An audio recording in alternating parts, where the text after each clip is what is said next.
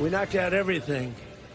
Now, some of the fake news would say, oh, we didn't do it fast enough. You're from ABC. You're fake news. Go ahead. The fake news media treats me very, very badly. Look at all the fake news back there. What? That's a lot of fake news. The fake news has no credibility. You know who's juggling a big game? The fake news media. Hi again, everybody. It's now 5 o'clock in the East. As long as Donald Trump has been in the public eye, Donald Trump has been obsessed with how he's seen by the public. And through that, he sees himself and how he's covered by the press. As thin-skinned and narcissistic as they come, Donald Trump is taking his decades-long war with the First Amendment to new lows today.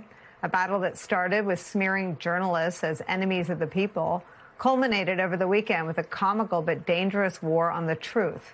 In the same way Donald Trump is going after people who exposed his no-bid contracts and failed refurbishments of the reflecting pool, he's doing that now with the press who dare to cover the debacle with Iran accurately.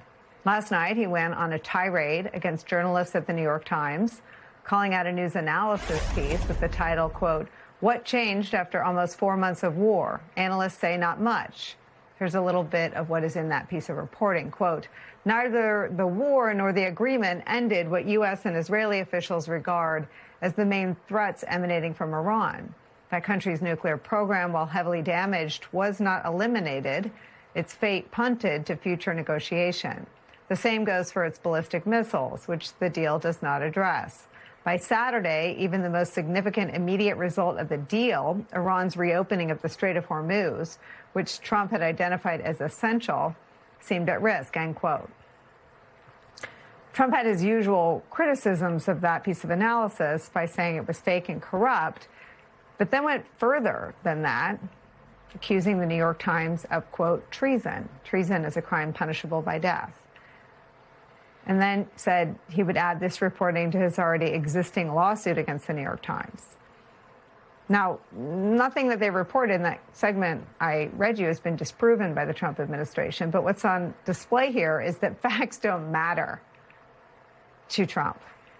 He's a man who only believes good things about him to be true, and anything else that is true about him must be a lie.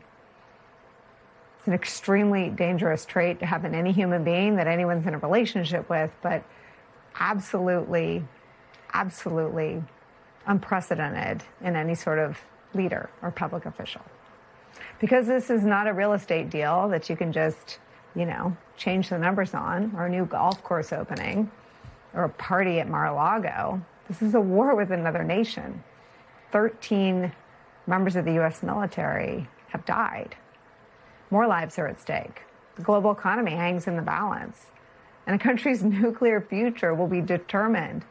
That's why it's such a big deal. That's why it's covered the way it's covered. Accurately, aggressively.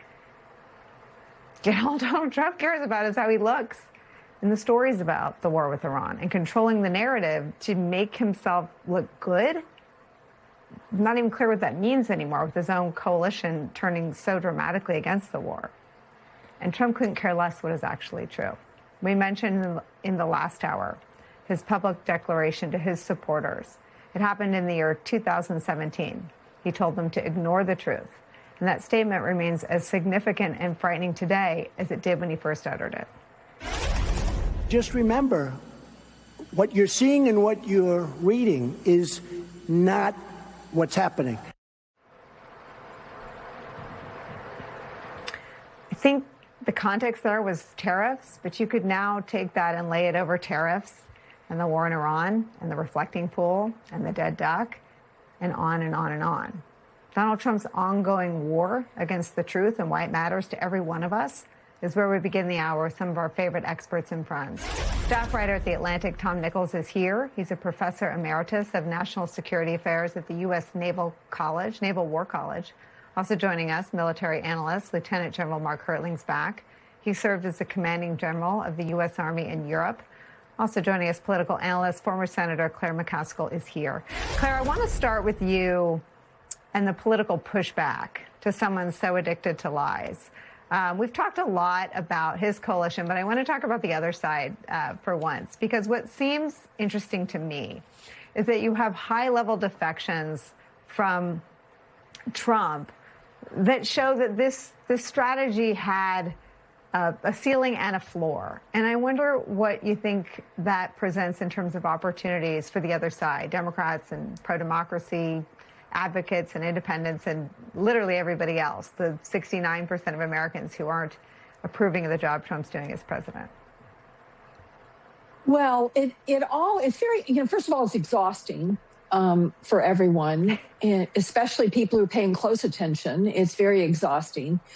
The polling numbers show that the majority of the country is rejecting his stilted version of the world, his false information that he puts out on a daily basis. And he is like in a hole and he can't quit digging. So really, the Democrats just need to keep stressing the things that people really care about. And Trump is kind of making it worse every day. And I listen, I read Mark's article in the Bulwark about the Iran war, and it is so insightful. And he's right. We talk about asymmetrical warfare all the time, and nobody knows what it means. This is a classic example of asymmetrical warfare. And what he stresses in that article that's so important that Trump has done, and what most Americans don't realize he has done, is the permanent damage the Iran war has done to our relationships with the good guys. And the way he has handled himself with Putin and Xi and Kim Jong-un, this is all about hurting our relationships with the good guys in the world, hurting our standing.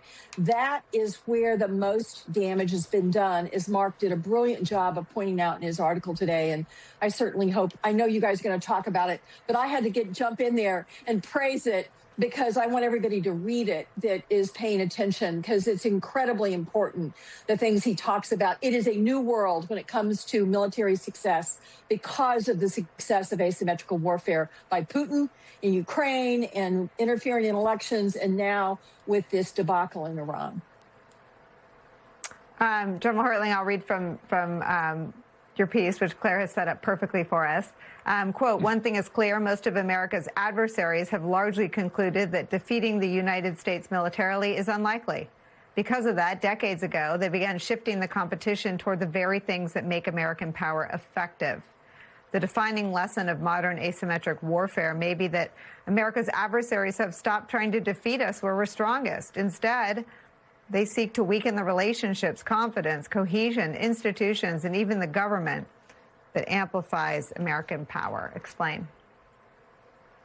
It's interesting. I got my first swipe at this, Nicole, back in 1998 when I was in the War College, the kind of place that Tom teaches at. And first, I ought to say thank you to my former Missouri senator and current only Cardinal fan on MS Now, but we're the only two holding up that particular banner. But what I'd say is I got my first taste of this in China. I was there in 1998. We were at the Chinese War College in Nanjing, and we asked them about what their operational exercise was in the War College.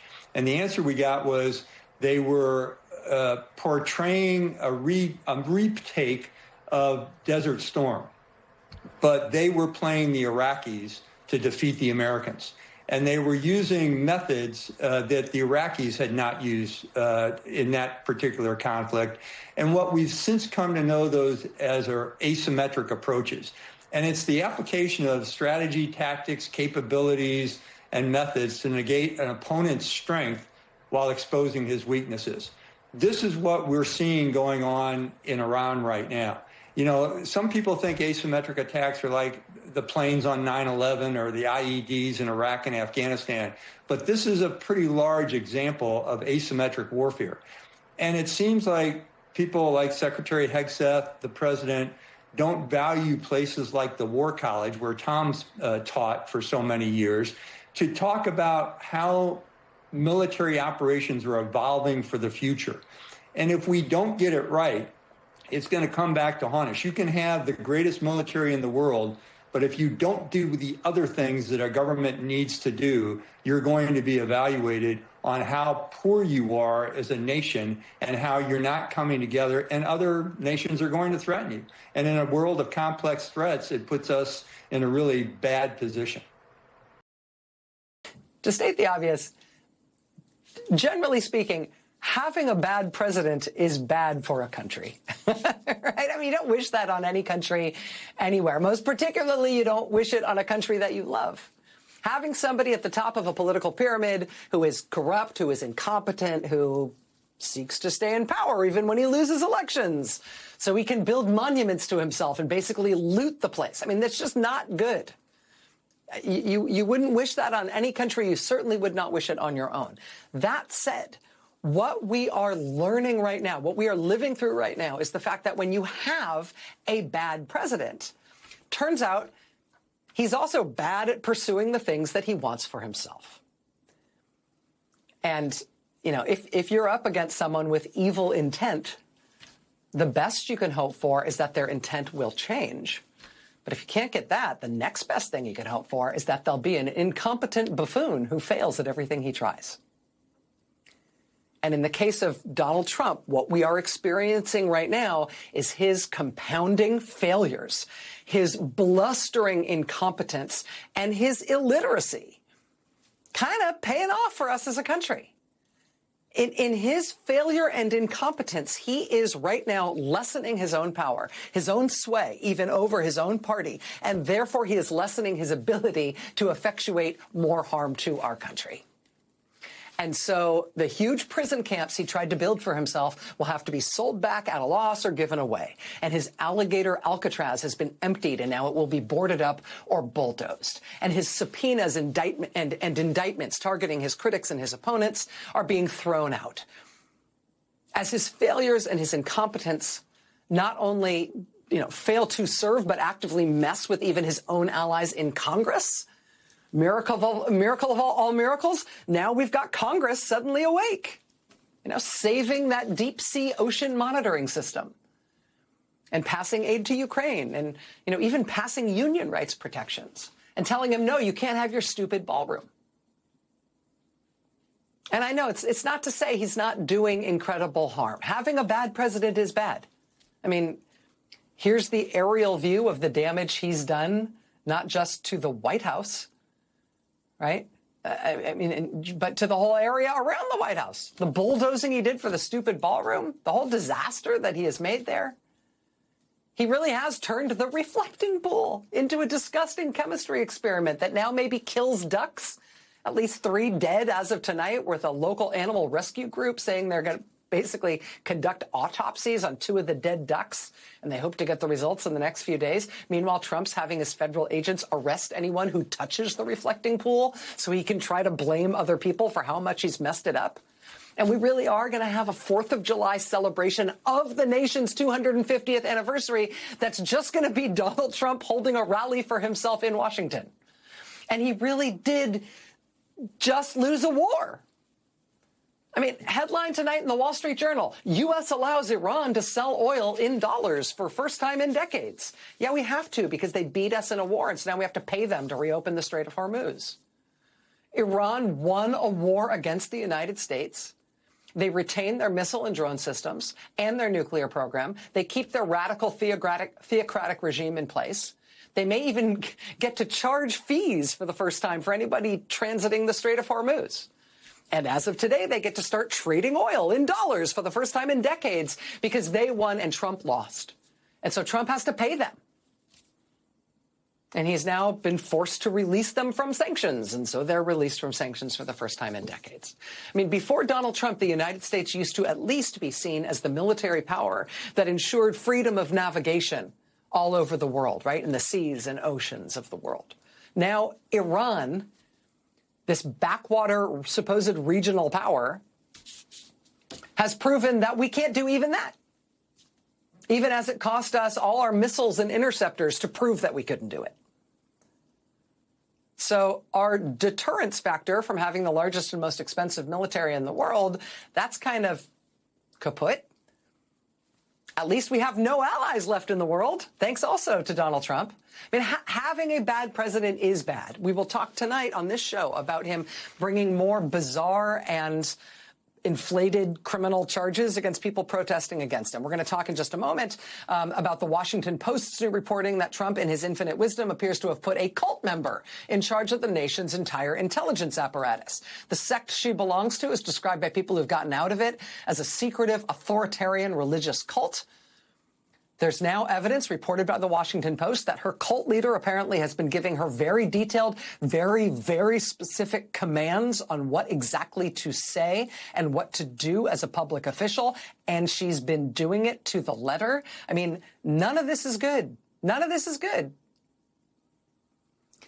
But Trump's failure is now obvious, inarguable, and consequential enough. And his behavior is bizarre and indefensible enough that his own power is in freefall. His perceived strength and therefore his political sway is at a low ebb. I mean, in the last few days of reporting, we've learned that he's reportedly been seen supergluing gold gewgaws to the walls of the Oval Office, personally manning the superglue tube. He also couldn't manage hooking the simple clasp on a Medal of Honor, so he yanked and fiddled and tied the thing on to the man's neck like a shoelace with a bow. This happened at an actual Medal of Honor ceremony. It really happened. Live and in person. I mean, he really has done this to the reflecting pool on the National Mall. And people have responded by declaring that they're Team Algae. And they're rooting for the green goo to win, even if it means Trump loses. Elected Republicans really have no way to explain away his disastrous loss to Iran. And so they're calling it things like, quote, the worst foreign policy blunder in decades, and saying things like, I think the president is receiving some very poor advice. But the Chicago protesters he tried to prosecute not only got all the charges against them dropped, now the Trump administration is going to have to pay all their legal bills too. And now in some of the Trumpiest places in the country, like California's Shasta County, Trump supporters are being voted out of the county government in recalls and primaries and general elections, one right after the other. And in Iowa, Trump's gubernatorial candidate lost in the Republican primary. And in Georgia, Trump's gubernatorial candidate lost in the Republican primary. And in Oklahoma, Trump's gubernatorial candidate couldn't get it done and has to go to a runoff. Tonight, the A1 headline in the Washington Post is this: Democratic turnout is up, even in Republican districts. Quote, more voters are casting ballots for Democrats compared with the numbers in previous midterms, fueling the party's hope for big wins in November. Right now, the opposition to President Donald Trump is ascendant, and Trump is flailing in ways that are obvious to everyone. He's a laughingstock. And his policies are failing and being abandoned, and his supporters are fleeing. And did I mention that the opposition to him is ascendant? Yes, the night is still coming, and it's still dark. And we'll talk about a lot of that tonight here on this show. But right now, just look around. Be aware of where you are. These dark nights are short, and the days are endlessly long right now. Don't waste them. This is the time.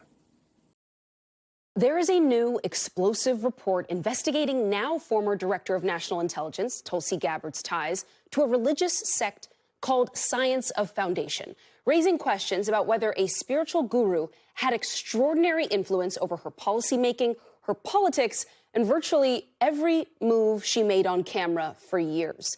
Washington Post investigative reporter John Swain obtained hundreds of confidential memos detailing guidance allegedly sent to Gabbard from 2011 to 2017, including when she was in Congress. Evidence, Swain says, points to the memos coming from a man named Chris Butler, head of a breakaway sect of the Hare Krishna group, someone Gabbard has called her guru. The Washington Post compared Gabbard's remarks in 32 TV interviews between 2014 and 2016 with talking points allegedly sent to her, and found that on 24 occasions, Gabbard used language sent to her in those memos almost verbatim. Other times, Gabbard used different words, but promoted basically the exact same ideas.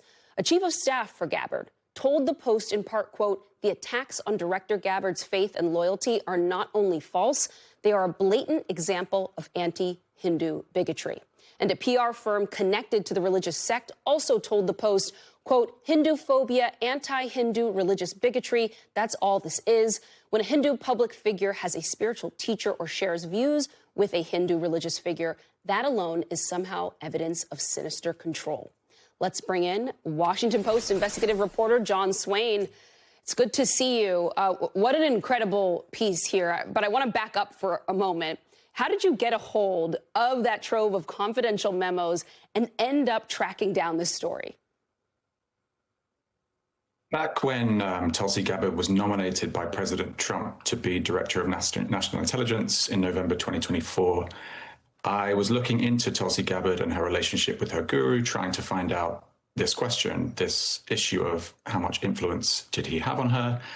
And at the time, I kind of struck out. I didn't get anywhere. And someone I spoke with at the time, who's in the same religious group, the Science of Identity Foundation, reached back out months later. And through our conversations, it led to her checking an old email inbox. And in that inbox, remarkably, were hundreds of memos that she and others around the guru had received during Tulsi Gabbard's time in Congress. And they contained what appeared to be firm directives, guidance, advice, sometimes verging on orders for things that Tulsi Gabbard should do or say. John, you know, a lot of members of Congress, they have ties to influential pastors around the United States, some of whom are very controversial themselves. So what did you find in this reporting that struck you as different or wholly unusual when you think about the relationships that a lot of politicians have with religious figures around the United States? Sure. And of course, you know, members of Congress have rabbis and priests and imams. And Tulsi Gabbard herself had said that her relationship with her guru was just like that. It was a spiritual relationship. He was her spiritual teacher. She was asked back in 2019 directly, did he ever politically mentor her? And she was emphatic. She said, no, no. What we found in these documents, however, is that in addition to spiritual advice and advice about her faith, Gabbard was receiving extensive, detailed directives for what legislation to propose, what to say in press releases, what to say in TV interviews, as you highlighted. And I think it's pretty clear that that kind of relationship, that kind of advice and directives and guidance far exceeds the regular relationship that a member of Congress would have with a religious leader, where we're not going anywhere near the details of Director Gabbard's Hindu faith. We're not talking about the theology involved here. The claims of Hindu phobia sort of miss the point, I think, which is that this is about political guidance and directives for a public official on what she should propose in the House, what she should say in public statements. And, she, you know, members of Congress are on committees that deal with very important things. And this level of advice and guidance is pretty extraordinary. For anyone who hasn't had the chance to read the piece, I want to read an example that you cite from 2014. A memo says, important to do, must tweet around 9 a.m. It contained a pre-written tweet with a link to a video on the plight of Kurdish fighters in a Syrian city, which was under siege by the Islamic State extremist group. Then came this tweet from Gabbard carrying out a wish list. In another 2014 example, a memo contains policy instructions that warn to avoid delays in medical treatment. Veterans should be able to get care at any hospital and be reimbursed by Veterans Affairs, and they should be able to do so without first obtaining government approval. Actually put forward legislation, get it done, the speaker said. It is highly, highly unusual. I mean, you have other instances, too, where there's advice about things to say in television hits, and then you're able to find the exact moments where she's gone on a network, like on with Wolf Blitzer at CNN, and says almost exactly what she has been told to say. When you've spoken to experts, and as you did all this work for the story, what kind of questions does this raise for you? A lot of this material comes from when she was serving in Congress, but of course, she was just the nation's top spy chief. What are the implications of that? She was, and I should say, as you point out, these memos with guidance and directives stopped before she left Congress. In terms of the ones that I have access to, we don't know if they continued in those years afterward. But there was a second half to this story, which was that followers, devotees of her guru for years ran an initiative to boost Tulsi Gabbard online. They posted comments on social media. They replied to newspaper articles on newspaper websites.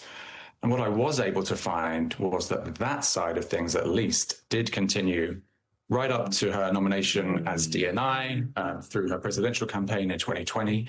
And I found that accounts that were operated by her faith group in the years sort of a decade ago were continuing to tweet in her favor in support of her when she stepped down as DNI just in these recent weeks. So it really indicates that there is this ongoing relationship to some extent between Tulsi Gabbard and the faith group. The question of whether the guru was giving advice in more recent years remains open, and I'd love to be able to look into that. I don't have access to documents that show that, but we continue to report. Well, if you do, I would love to have you back on to hear all about it. Incredible work, extraordinary story. John Swain, thank you. Thanks. Andrew and Philip are back with me. It seems like it's commentary on the Department of Justice from these cities. So I'd like to make everyone remember something, which is that in Minnesota, Renee Good was shot and killed. Alex Preddy shot and killed. Another individual was shot, unfortunately didn't die. The locals are investigating. They asked the Department of Justice for something that is routine, that happens all the time, which is not that they get exclusive access. They don't want to take the evidence from the feds. They just want to have access to that evidence that the feds have, that the state doesn't have, so they can do their independent investigation. And what is Todd Blanche's response to that? Mr. I cannot believe that the locals don't want to work with us. He has said that Department of Justice is not turning that over. It is outrageous. Why would you do that if you don't want, and if you want to find out what happened, you would turn it over and have an independent investigation. That happens all the time. That is not happening. That is Todd Blanche's decision. His confirmation hearing, the way I look at it is this is the midterms. I mean, for people who think that, this is like we have to worry about the midterms down the road, that is true. But if you are interested in the rule of law, it is what are the senators going to do on his confirmation, because you have seen, and we just talked about it, the undermining of the rule of law in up one side and down the other. Every career person that I know who worked in the Department of Justice is outraged. Judges are outraged. This is not a political issue. This is not a partisan issue. It is just unbelievable what Todd Blanche has been perpetrating. I want you to stay on this point, because I believe he's met with Cassidy, he's met with Grassley, he's met with Cornyn. That is interesting to me, because it says that he knows he has to shore up Republican support. I think he can lose 3 Republican votes in that final confirmation hearing. When you say that the midterms are on the line here, I think what you're saying is you're going to need some Republican senators who rebuke Blanche as the nominee. But if they do, where does that then leave us, with him as an acting AG? Yeah, well, you know what? That's like what it says is that the Senate said no to him. Mm-hmm. That, you know what? That itself is fine. I mean, yes, the midterms will still be an important matter, but saying no, for the Senate to say this is a line beyond which we will not go. Let's remember another thing that he did. Under his watch, the Department of Justice sought to indict 6 sitting members of Congress. What was their crime? Their crime they were investigating was speaking. We just talked about free speech. These are members of Congress speaking the truth about what is the obligation of members of the military. And it was so weak that the grand jurors refused to indict. That's how far the Todd Blanche Justice Department has gone. And to me, it is so incumbent on Democrats and rational senators to make sure that the senators who are going to vote for him, that there's a cost to it, because the record here is so dispositive, and it should be in the senators' own self-interest, because they see exactly what Todd Blanche is willing to do when it's literally indicting members of Congress with no evidence. I wish that it was the indicting members of Congress or what transpired in Minneapolis that would get those Republicans to move. I actually think it's this weaponization fund, because they know it is deeply unpopular with their own base. And even though they've said it's dead, it's not. Yeah, I mean, all this goes back to a broader question, which is, to what extent is Donald Trump feeling held accountable in any regard, right? And clearly Todd Blanche does not feel as though he's being held accountable. He's being rewarded for what he's done. All these things you've talked about happened. Most of them happened before he actually got the tapped to be actual AG. So to whom is Donald Trump, and to whom are the people around him feeling as though they have to worry about, right? Trump clearly only worries about the base. I have a column that's coming out tomorrow that looks at why his base remains so disinterested in these questions of what America's all about. Like these interests, they just are not worried about the idea of democracy in this particular context. And the reason why is because they feel as though Donald Trump is fighting for something else, right? And so all of the Republican senators who do, as a general rule, attest to the idea that these ideals of America are important, and that we should preserve the rule of law and justice, that all of them are sort of beholden to this thing that the base doesn't care about, and therefore Donald Trump doesn't care about. And so we see Todd Blanche as this pivot point, and he should be. And there are a lot of senators who still are probably not going to be able to get past that point. But most Republican senators are. They're going to be fine with Blanche in the same way they've been fine with everything else, because they understand that the group to which Trump, and therefore they are accountable, is simply the base, and the base doesn't care. There was some news that broke while we were on air. I want to make sure that I get you in on it. A federal judge just quashed subpoenas aimed at Minnesota Governor Tim Walz and Minneapolis Mayor Jacob Frey related to their refusal to cooperate with the federal government's immigration action. So we don't have the rationale yet for why the judge quashed it, but my suspicion is that this is going to follow very much what we saw Judge Boasberg, a federal judge in D.C., do in connection with the Federal Reserve and Jerome Powell. And again, an incredibly unusual move. You had a judge quash a grand jury subpoena, and what he said was it was done in bad faith, that there was no good reason, there was nothing there to investigate other than it being a pretext. We just talked about this idea of judges looking behind. That's what Judge Boasberg did. I cannot tell you, I was in the Justice Department for 21 years, served under Republicans and Democrats. This doesn't happen. And when I say it doesn't happen, it's that the government doesn't act this way, and thus there's no need for judges to make these kinds of rulings. But I strongly suspect we're going to see reasoning that follows what Judge Boasberg said in connection with the Jerome Powell Federal Reserve subpoenas, quashing those, because it looks so identical that there's, like, what's the there? I mean, can anyone sitting here say what they did that was possibly a crime? What is the there is really the name of this entire season. Andrew Weissman, thank you so much for great to be here. Philip.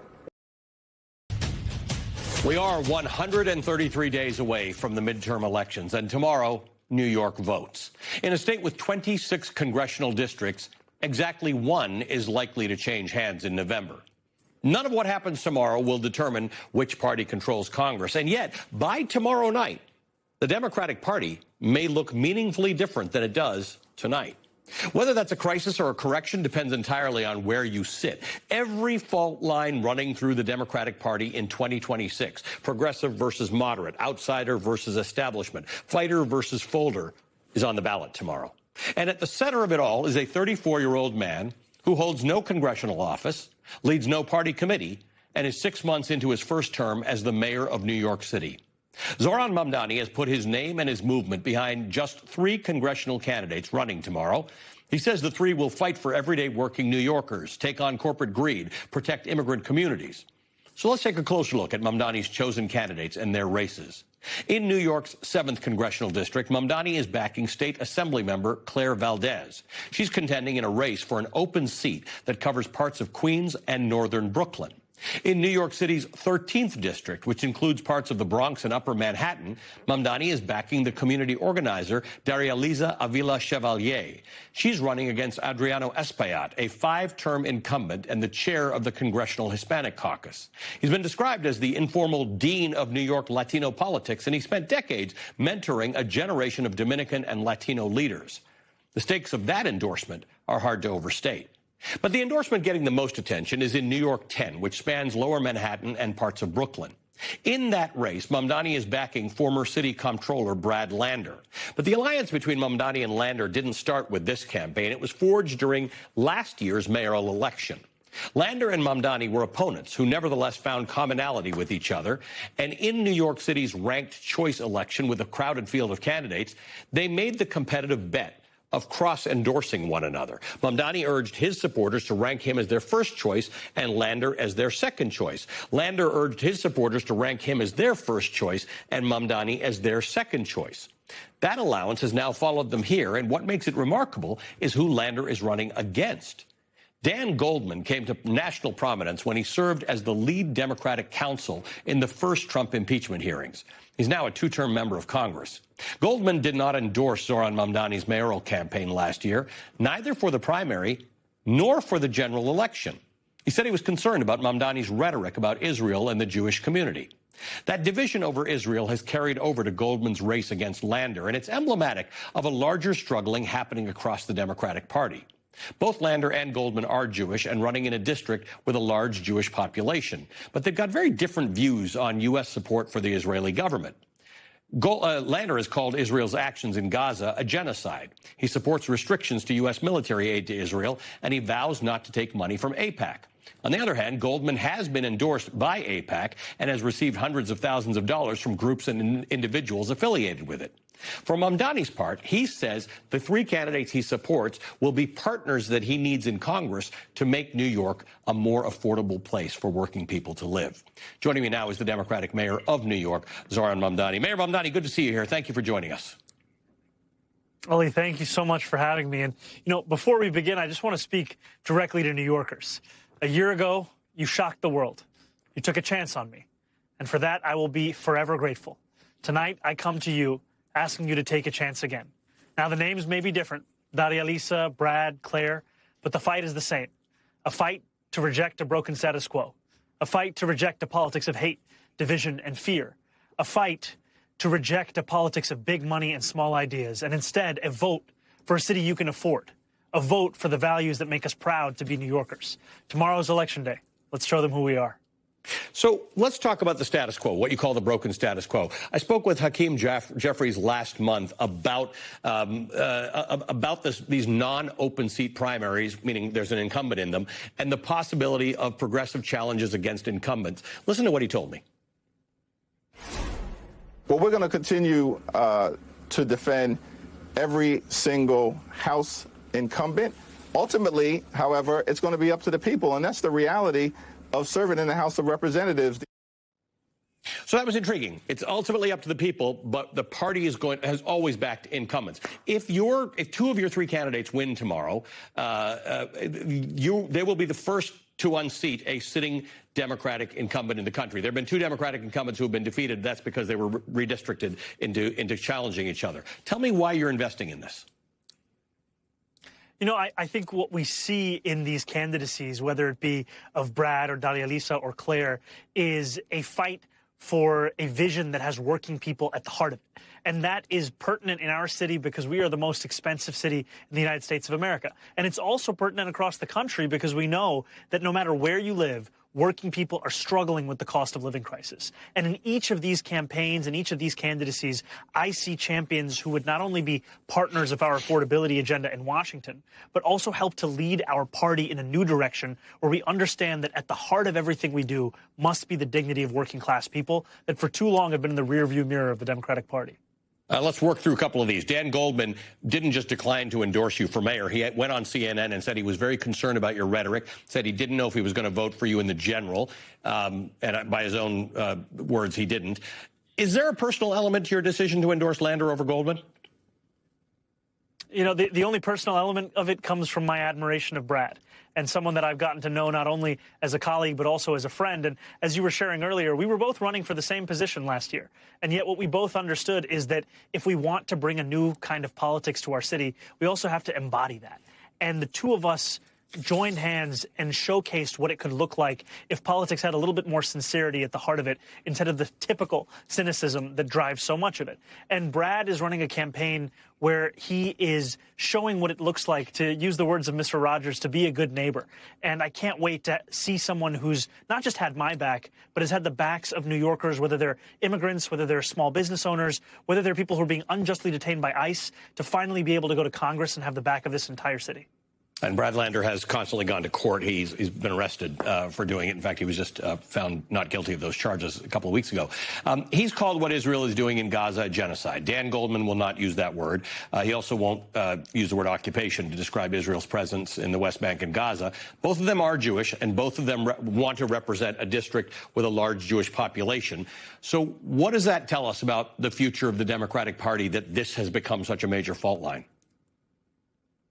Well, I think for many it's a crisis not only in our politics but also in our morals. And what New Yorkers are looking for are leaders who are able to say that they believe in human rights no matter whom it applies to. And I think you can see that in Brad. It's not just his willingness to name the genocide for what it is or the occupation for what it is. It's also his commitment to actually co-sponsor the Block the Bombs legislation that would stop our country from being complicit as it is in the continued massacring of Palestinians through the Israeli military's bombs. And that's what we want to see. We want to see a new kind of leadership that is willing to chart a path forward, that invests in babies and doesn't invest in bombs.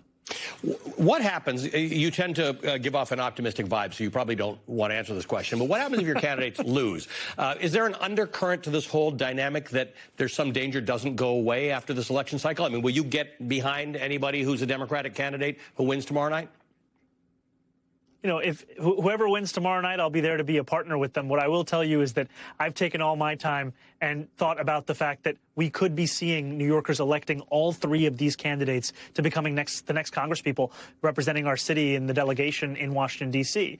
And I think whether you're talking about Brad in New York 10, Daria Lisa in New York 13, or Claire Valdez in New York 7, you see the opportunity to write a new chapter in our politics. And New Yorkers are hungry for change. And what they see in each of these candidates, whether it's fighting back against special interests looking to buy these kinds of elections, whether it's finally saying that it's time to abolish ICE, or whether it's to send a union organizer to Congress to make sure that the fight for working people is at the heart of our politics, each of these candidates has the answer to so much of what our party has been missing. Let's talk about New York 13. There has been reporting that Adriano Espaillat, who endorsed you after you won the primary when you were running for mayor, there's been reporting that you said you would endorse him. What happened there? You know, the promise I made to New Yorkers was to use every tool at my disposal to fulfill the affordability agenda. And one of those tools is to endorse candidates who will help you to be the partner that you need at the federal level. That's why I made the decision to endorse Daria Lisa Avila Chevalier. She is the daughter of a single mother caseworker who has spent her life fighting for working people. And what we've seen in her track record is not just freeing New Yorkers that have been unjustly detained by ICE, but also in standing up and calling for a foreign policy rooted in humanity. You know, I'll tell you, tonight I was walking the streets of her district with her. We ran into a man coming out of a bodega with 2 packets of Huggies in his arms. And he personified what she has often said, which is it's time to vote for a congressperson who's investing in babies, not bombs. The people of New York 13 are struggling to afford life in the nation's most expensive city, and yet what they've seen for so long passing as acceptable politics is spending those tax dollars abroad as opposed to right here in our city. Let me ask you about the border czar, Tom Homan. He said recently, quote, "You're going to see more ICE agents than you've ever seen in New York City, and it's coming." You seem to have a working relationship with President Trump, and a lot of that has centered around your priorities as it relates to immigration and affordability. What do you make of why Tom Homan said that and what it means? No, I think we'll continue to see threats coming from the federal administration, whether it's Homan or others. And I think what they need to understand is that Our values, our laws, they are not bargaining chips. We are not embarrassed of the fact that we are a sanctuary city. We are proud of that fact. And I've spoken to the president directly, as well as said so in public, that I believe that ICE is a cruel agency that does nothing to further the interests of public safety. It's why I agree with Daria Lisa Avila Chevalier in that we have to abolish ICE.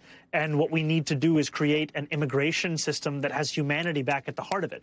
You know, I'm the mayor of a city of 8.5 million people. More than 3 million are immigrants, and I'm one of them.